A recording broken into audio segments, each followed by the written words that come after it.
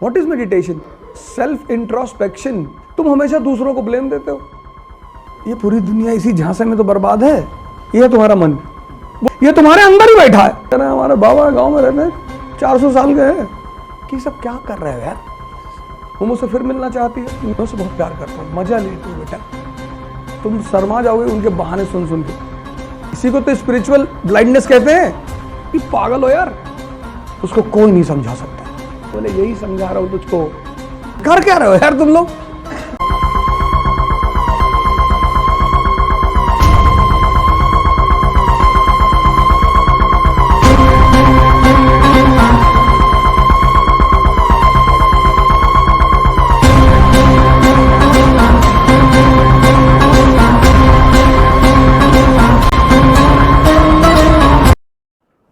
और जब तुम किसी चीज को करते हो और समझ में नहीं आती,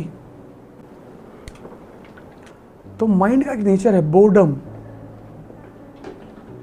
बच्चों को ले जाओ मंदिर, तबाही मचा दे मंदिर में बच्चे, तबाही मचा दे। तुम उनसे कितने भगवान जी बेटा बट भगवान आरती चल रही है, बच्चों को समझ में नहीं आता कि सब क्या कर रहे हो यार। वो उधर दो औरतें ऐसे ऐसे बाल हिला रही है, एक आदमी गाना गा रहा है, आरती उतार रहा है। कर क्या रहे हो यार तुम लोग? लेकिन बच्चों को वाटर पार्क में बड़ा मजा आता है, समझ में आता है ना। मजे का कॉन्सेप्ट किससे रिलेटेड है? समझ से। तुम बच्चों को ले जाओ किसी सेमिनार में, seminar on environment, global warming, और बच्चे को ले जाओ क्लास 1 के, बैठा दो उसको आगे, 5 मिनट तो कायदे से बैठा रहेगा वो। उसके बाद जब वो तबाही मचाना शुरू, और वो ऐसी ऐसी हरकतें करेगा ना, कहेगा कि अभी तो गए थे फिर से आ गई। वो जानता कुछ मुद्दों पे तुम रोक नहीं पाओगे। फिर वो बाहर जाएगा, वॉशरूम में आधा घंटा खड़ा होगा कि दर्द बहुत हो रहा है, क्योंकि वो अंदर वापस नहीं जाना चाहता है, तो उसे कोई ना कोई बहाने बनाने।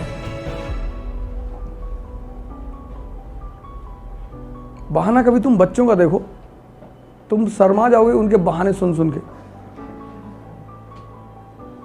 जैसे हम कभी जाते हैं कहीं ध्यान सेंटर जाते हैं, तो हम मेरे बच्चे तुरंत कहते हैं पापा, उनको पता है आज शाम को ये लोग जाएंगे ध्यान सेंटर, क्योंकि पापा आज बस किताब उताब लेके बैठे रहते वो दिन भर। तो हम पूछते हैं कि वो चलना है ध्यान करना, नहीं वो ज्योग्राफी थोड़ा सा पढ़ लें, क्योंकि उनको पता है कि पापा पढ़ने के लिए नहीं मना करेंगे।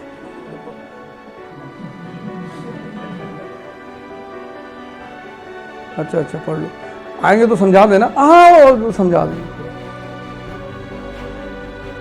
उनको पता है कि आदमी हर चीज के लिए मना कर देगा, लेकिन अगर पढ़ने के हम पढ़ रहे हैं, अच्छा तो तुम लोग पढ़ो, हम आते हैं।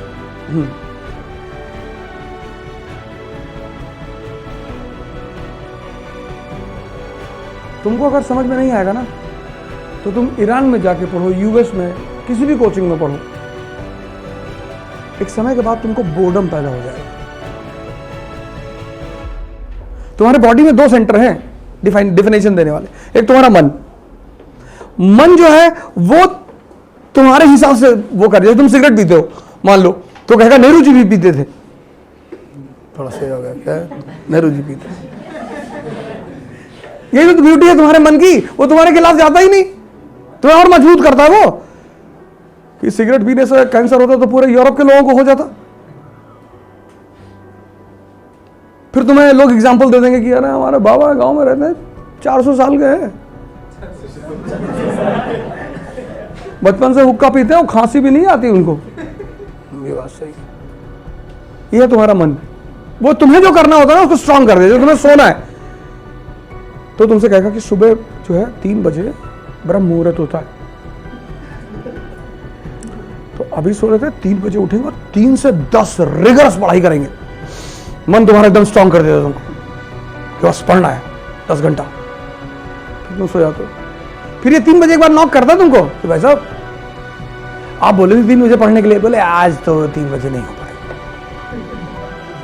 अब ऐसे करेंगे, उठेंगे 8 बजे और 8 से शाम 5 बजे तक।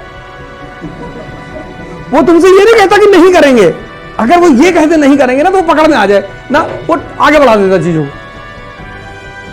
कि 8 से 5, 8 4 12, अरे यार 9 घंटे सो गए। तो कि 3 से 10 तो 7 ही घंटे की पढ़ाई है, 2 घंटे आगे बढ़ रहा है, 9 घंटे तुम सो गए। तुम उठे 9 बजे, अब तुमको गाली देगा ये कि 1 घंटे लेट हो। 9 घंटे पढ़ना था, 8 ही घंटे पढ़ाई हो पाएगी। तो ऐसा करते हैं कि कल से 9 घंटे वाला रखते हैं।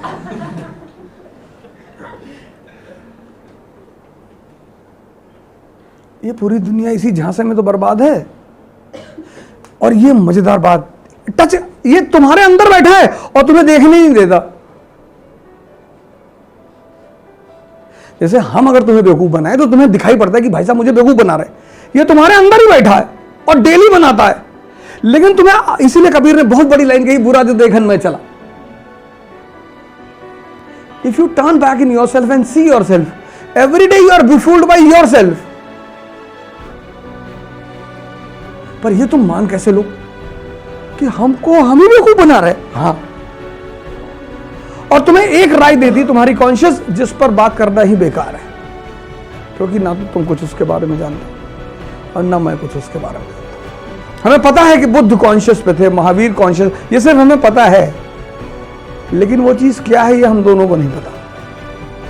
तो बुद्ध जो है शराब खाने में भी बैठ के प्रवचन कर देंगे, तुम बैठ के पी लेंगे कि आ ही गए हो तो एक ले लो। कि जब अंदर आ ही गए हो, और एक दिन पीने से कुछ नहीं होता, उसमें 4-5 लोग और आ जाएंगे कन्विंस करने वाले कि जन्नत में भी तो बहती है। हाँ, जन्नत में बहती है, भगवान भी तो पीते हैं, सोमरस का पान देवता करते हैं। 4-5 लोग आके बोल देंगे। तो जो हल्का सा सीट पड़ा था तुम्हारे अंदर की, एक बियर पी हिले, वो मजबूत हो गया।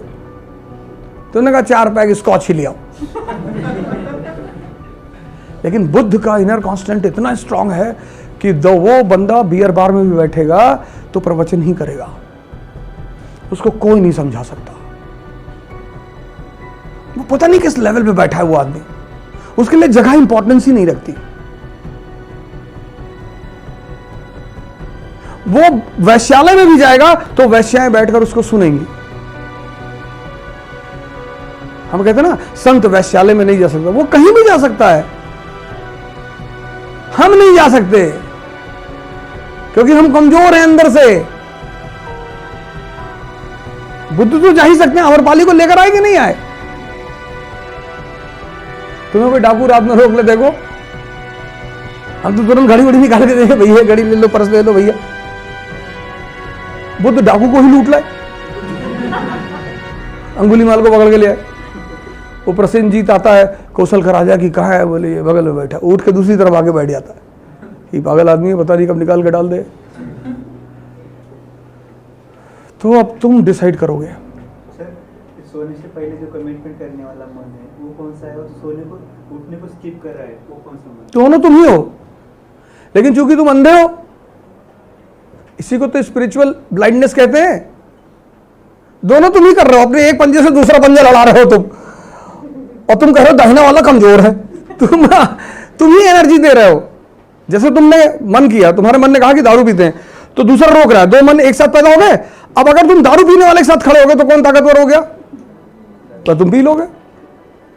तो तुम डेली खुद से ही हारते हो। What is meditation? Self introspection, watching yourself. तुम हमेशा दूसरों को ब्लेम देते हो। When Buddha got enlightenment, he went to meet his wife, Yashodhara. So Yashodhara asked him, कि I don't have any anger on you. I'm not angry with you. I simply want to ask a question, कि whatever you have got there in the jungle and the forest, was it the thing if you had with me, you would have not got it? He said, no. I would have got it with you also. That is why I am here to say sorry to you. And I am here to accept that you were very powerful. I was not able to resist you. This is what Buddha says after meeting with Yashodhara.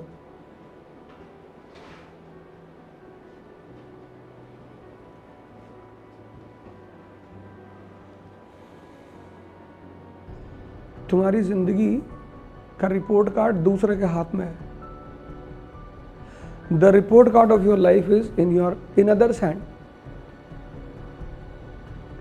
आपने कहा साहब मेरी girlfriend से मेरा breakup हो गया है, वो मुझे फिर कॉल कर रही है, तो उठा लो. वो मुझसे फिर मिलना चाहती है, मिल लो. वो मुझे डिस्टर्ब करेगी, बहुत मारेंगे डंडा उठा के. सारी बात खुद ही कहते हो यार.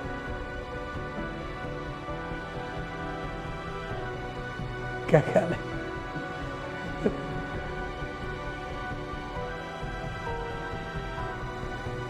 तुमको कोई नहीं परेशान करता.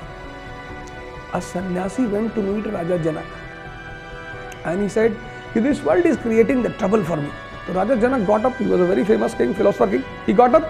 He went to a pillar and he held the pillar. And then he started shouting, "Leave me!" The sannyasi was watching him. And then sannyasi said कि पागल हो यार, you are holding the pillar. हाँ बोले यही समझा रहा हूं तुझको. तुमको किसी ने नहीं पकड़ा है, तुमने पकड़ा है. मैं अपनी बीवी को छोड़ नहीं पा रहा हूं. क्यों? मैं उससे बहुत प्यार करता हूं. मजा लेते हो बेटा. प्यार व्यार तो बहुत दूर की बात है. 7 अरब लोग दुनिया में हैं, कोई 1-2 करता होगा.